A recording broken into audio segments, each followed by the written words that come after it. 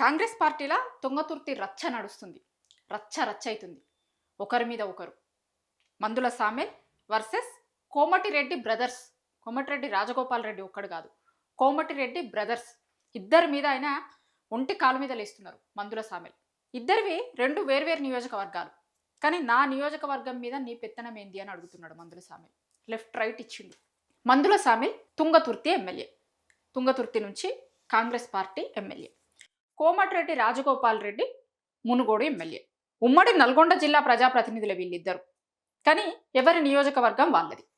ఒకరికి ఇంకొకరు ప్రత్యర్థులు కాదు, లేకపోతే ఒకటే నియోజకవర్గం మీద ఇద్దరు ఫోకస్ చేసిన వాళ్ళు కూడా కాదు, రెండు వేరు వేరు పార్టీలకి చెందిన వాళ్ళు కూడా కాదు. ఇద్దరు కూడా కాంగ్రెస్ పార్టీ ఎమ్మెల్యేలే. అయితే ఇప్పుడు మందుల సామెలు ఏమంటున్నారు అంటే, గతంలో కూడా ఒకసారి ఇట్లా ఈ తుంగతుర్తి రచ్చ జరిగింది, అంతా కామ్ అయిపోయింది, సైలెంట్గానే సెటిల్ అయిపోయింది అనుకుంటున్నప్పుడు మళ్ళా ఒకసారి విపరీతమైన చర్చ జరుగుతుంది దీని మీద. ఇద్దరు మాట్లాడారు, సామెల్ మాట్లాడిండు, కోమటిరెడ్డి రాజగోపాల్ రెడ్డి మాట్లాడిండు, నాకు తెలిసి వెంకటరెడ్డి ఒక్కడు ఇంకా మాట్లాడలే. ఆయన మీద కూడా మాట్లాడిండు. మీ అన్నదమ్ములు ఇద్దరు పెత్తనమేంది దళితుల నియోజకవర్గాలల్లో, ఓన్లీ ఈయన నియోజకవర్గమే కాదు, పక్కపొంటి నకిరేకలు ఉంటుంది, వేముల వీరేశం అక్కడ ఎమ్మెల్యే, అగో ఆయన నియోజకవర్గంలో కూడా ఏలు పెడుతున్నారు. మా నియోజకవర్గంలో మీ పెత్తనం ఏంది అని అడుగుతున్నాడు. ఫస్ట్ మీ నియోజకవర్గం మీరు చూసుకోర్రి. ఈయన నియోజకవర్గంకి వచ్చాట ఈయన ఇష్యూ ఏంది అంటే, మందుల సామెల్ది తుంగతుర్తి నియోజకవర్గం. ఈయన కాన్స్టిట్యున్సీకి చెప్పకుండా కోమటిరెడ్డి వెంకటరెడ్డి, కోమటిరెడ్డి రాజగోపాల్ రెడ్డి వస్తురట. ఇప్పుడు అక్కడ ఒక ఎమ్మెల్యే ఉన్నాడు కదా, ఇప్పుడు కోమటిరెడ్డి రాజగోపాల్ రెడ్డికి నిజానికి ఇప్పుడు మంత్రి అయితేనేమో ఏదన్నా నియోజకవర్గ అభివృద్ధి పనుల కోసమో ఇంకొకటో వచ్చిర్రు అనుకోవచ్చు. ఎంపీ అయినా కూడా ఆయన కింద వచ్చే ఎమ్మెల్యే నియోజకవర్గాలు కాబట్టి వచ్చిర్రు అనుకోవచ్చు. కానీ మరి రాజగోపాల్ రెడ్డి సామెల్ చెప్తున్నట్టుగా ఎటువైపు కూడా ఆయన నియోజకవర్గానికి ఎందుకు వస్తాడు? ఇప్పుడు నా దగ్గర నా నియోజకవర్గంలో జనాలకు ఏమైనా సమస్య ఉంటే నేను ఎమ్మెల్యేని కాబట్టి నా దగ్గరకు వస్తారు, నేను చేస్తా. అసలు నీకేం పని, అది నాకు చెప్పకుండా నా నియోజకవర్గంకి రావాల్సిన పనేముంది నీకు అంటుండు. అప్పుడు నా దగ్గరికి వచ్చి ఇది చక్కగా లేదు, అది చక్కగా లేదు అని చెప్తున్నావు, ఫస్ట్ నీది నువ్వు చూసుకో అంటుండు. ఇంకా మోటు మాటతో చెప్పిండు, అందరు చూసుంటారు ఆల్రెడీ నిన్న. అసలు నీది నువ్వు ఫస్ట్ చూసుకో, నీ నియోజకవర్గం కూడా చక్కగా లేదని నాకు రిపోర్ట్ వచ్చింది. నీ లెక్క నువ్వు ఎన్నికల ముందు అటు పోయి ఇటు పోయి అన్ని పార్టీలు మారి వచ్చినావు కదా, ఇప్పుడు నా దాంట్లో ఏలు పెట్టుడు ఎందుకు? అంటే దళితులు అంటే అంత చిన్న చూపుగా కనిపిస్తుందా మీకు? దండోర మోగిస్తాం దళితులతో పెట్టుకుంటే అంటుండు. చాలా స్ట్రాంగ్ వార్నింగ్ ఇచ్చిండు. మరి ఇది ఏడి వైపుకి దారి తీస్తుంది, ఏం చేస్తారు, వాళ్ళు ఎవరన్నా పిలిచి మాట్లాడతారా, చేస్తారా, ఏం చేస్తారు చూడాలి. ఫస్ట్ ఇద్దరు మాట్లాడింది చూపిస్తా, దాని తర్వాత మాట్లాడదాం. మంత్రికి మెడల్ ఖరాబ్ అయింది, మెడల్ ఖరాబ్ అయి ఇక్కడ ఎమ్మెల్యే చేయడంతో ఆయన జ్ఞాపకం పాపం మర్చిపోయిండు. ఎస్సీ నియోజకవర్గం అంటే లెక్కలేదన్నట్టు అహంకారం అన్నట్టు. ఎస్సీ నియోజకవర్గం అంటే అహంకారము. మీ అహంకారపూరితమైన రాజకీయాన్ని సాగు దెబ్బలు కొడతామని కూడా హెచ్చరిస్తాను నేను. మా తప్పులు మోగుతాయి, మా దండోరలు వేస్తాయి. తుంగతుర్తిలో ఉన్న కాంగ్రెస్ పార్టీ కార్యకర్తలందరికీ ఒకటే మాట చెప్తున్నా, నా అభిమానులకు, నా పిలుపు మేరకు సామెల్ని గెలిపించిన మీరందరికీ కూడా నేను క్షమాపణ చెప్తున్నా. ఒక తప్పుడు వ్యక్తిని తీసుకొచ్చి టికెట్ ఇప్పించినా అని చెప్పి నాకు అర్థమైంది. మీకు క్షమాపణ చెప్తున్నా. మందుల సామెల్ గారు ఏది ఆలోచించి మాట్లాడుతుర్రో, నాకు టికెట్ ఇప్పియమని చెప్పి మా ఇంటికి ఒక 100 సార్లు వచ్చిండు. మన తుంగతుర్తితో సంబంధం లేకపోతే మా ఇంటికి వచ్చి టికెట్ ఇప్పిమని ఎందుకు అడిగిండో నాకు అర్థం కాలే. అక్కడ చాలా మంది టికెట్ కోసం పోటీ పడ్డారు తుంగతుర్తిలో.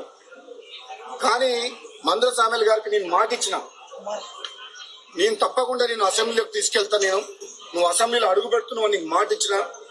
నేను తిరుపతిలో ఉన్నప్పుడు ఫోన్ చేస్తే ఆయన ఫోన్ చేసి ఇదే మాట చెప్పిన, నీకు మాట ఇస్తున్నా దేవుని సమక్షంలో నువ్వు అసెంబ్లీలో అడుగు. అయితే ఆయన టికెట్ ఇప్పించిన అని చెప్తుండు. ఈయన వర్షన్ ఏంటంటే టికెట్ ఆయన ఇప్పించి ఉండొచ్చు, కానీ అల్టిమేట్గా ఓటేయాల్సింది ఎవరు? ఆ నియోజకవర్గ ప్రజలు ఓటేయాలి కదా. ఇప్పుడు టికెట్లు వచ్చినంత మాత్రాన ఆ నియోజకవర్గ ప్రజలు ఓటేస్తేనే వాళ్ళు ఎమ్మెల్యే అవుతారు.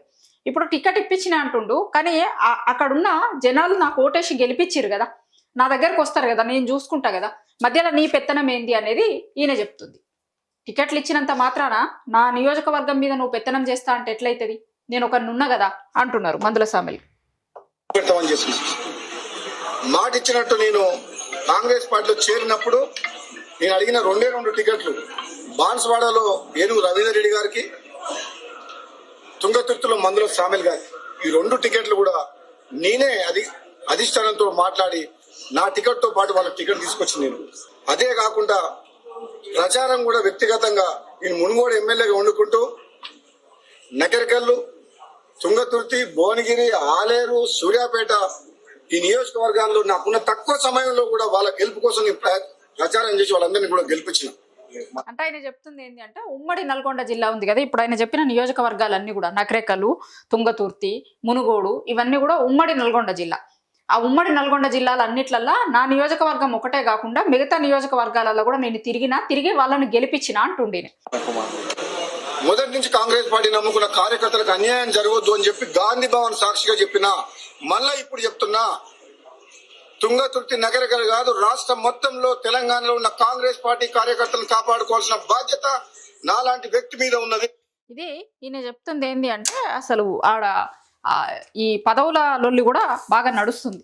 మీ మనుషులకు ఇచ్చిర్రంటే, నా మనుషులకు ఇచ్చిర్రంటే, నేను ఎమ్మెల్యేని కదా, నా నియోజకవర్గంలో నా మాట చెల్లుబాటు కాకపోవడేంది, ఇగో ఇది కూడా ఉంది దాంట్లో. సో ఈయననేమో ఫస్ట్ నీది నువ్వు చూసుకో అంటే, ఆయననేమో వినాశకాల విపరీత బుద్ధి అంటాడు. ఇప్పుడు వాళ్ళ నియోజకవర్గ ప్రజలకి క్షమాపణ చెప్పిండి ఈయన.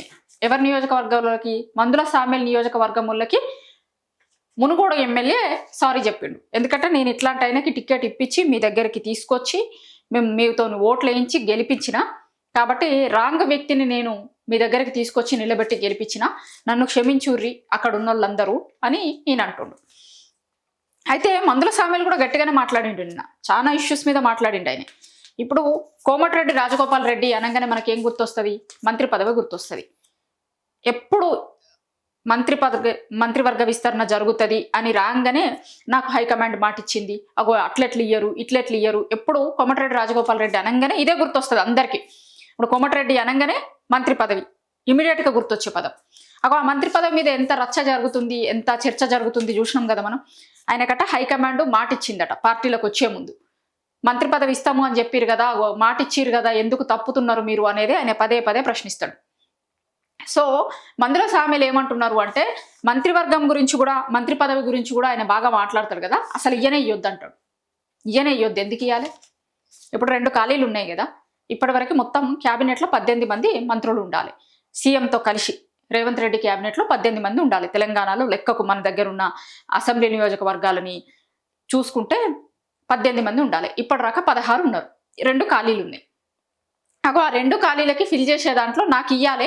అందుకే కదా ఈయన గతంలో మొన్న అన్నాడు కదా, ఆల్రెడీ కోమటిరెడ్డి వెంకటరెడ్డి ఉన్నాడు కదా, ఈయనకి ఎట్లా వస్తుంది మంత్రి పదవి అనేది మాట్లాడితే, కోమటిరెడ్డి వెంకటరెడ్డి నేను ఒక కుటుంబం ఎట్లయితాం, అన్నదమ్ములం కావచ్చు, కానీ ఎవరి కుటుంబం వాళ్ళది, ఎవరి జీవితాలు వాళ్ళే, ఎవరి ఫ్యామిలీలు వాళ్ళే కదా, ఒక కుటుంబం అని చెప్పి ఇవ్వకపోవడానికి అది కరెక్ట్ రీజన్ కాదు అని కూడా మొన్న మాట్లాడిండు ఆయన. ఎందుకంటే ఆయనకున్న మెయిన్ ఇబ్బంది అదే, ఒకటే జిల్లా, ఒకటే సామాజిక వర్గం, ఒకటే కుటుంబం. ఇగో ఇవి ఆయనకి ఇబ్బందిగా ఉన్నాయి మంత్రి పదవి ఇవ్వడానికి.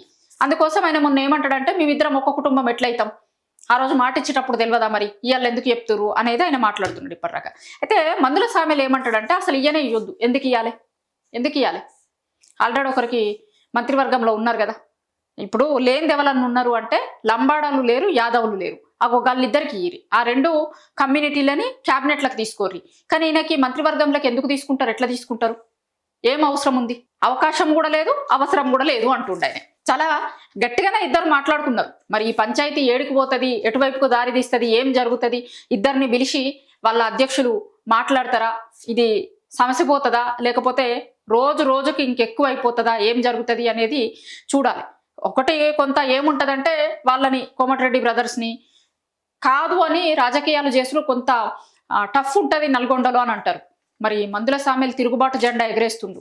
ఈ తిరుగుబాటు జెండా ఏడు రాకపోతుంది, ఎట్లుంటుంది, నిజంగా వాళ్ళని తట్టుకొని ఈయన నిలబడతాడా, నిలబడి గెలుస్తాడా, నిలబడతాడా, ఏం జరుగుతుంది, లేకపోతే వాళ్ళ పార్టీ వాళ్ళు పిలిచి ఇద్దరికి సర్ది చెప్తారా, ఎట్లా ఈ సమస్యని పరిష్కరిస్తారు చూడాలి. కానీ ఎవ్వరికి వాళ్ళు మేము తగ్గమంటున్నారు.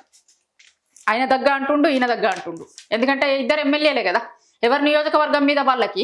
ఇప్పుడు నేను ఎమ్మెల్యేగా గెలిపించిన జనాలు నన్ను వచ్చి అడుగుతారు, నా నియోజకవర్గం మీద నాకే పట్టు లేకపోతే ఇంకా నేను ఎమ్మెల్యేగా ఉండేంది, ఏం ఫాయిదా ఉండదు కదా ఎమ్మెల్యేగా ఉండి. కాబట్టి నా నియోజకవర్గంలో ఏలు పెట్టొద్దు అంటుండి. మామూలుగా ఎమ్మెల్యేలు కోరుకునేది అదే కోరుకుంటారు కదా, మీరు వచ్చి పక్క పొంటోళ్ళు వచ్చి నా దాంట్లో ఏలు పెట్టుడు ఎందుకు, నా దాంట్లో ఏలు పెట్టొద్దు అని చెప్తున్నాడు.